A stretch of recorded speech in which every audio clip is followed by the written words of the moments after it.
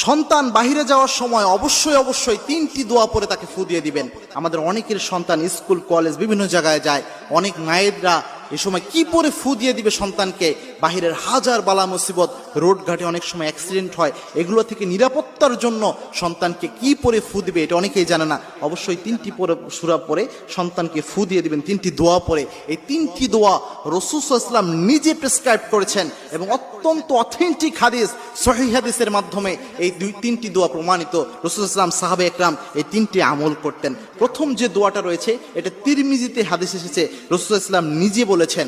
আল্লাহর হাবিব সাল্লাল্লাহু আলাইহি ওয়াসাল্লাম বলছেন, যখন তোমাদের কেউ ঘর থেকে বের হয় তখন যেন ওই ব্যক্তি পড়ে বিসমিল্লাহি তাওয়াক্কালতু আলাল্লাহ ওয়ালা হাওলা ওয়ালা কুওয়াতা ইল্লা বিল্লাহ।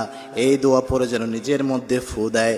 এটা যদি পড়তে পারে ওই ব্যক্তিকে আল্লাহ নিজে হেফাজত করে দেয়। সুবহানাল্লাহ। কোনো ব্যক্তি যদি ঘর থেকে বের হওয়ার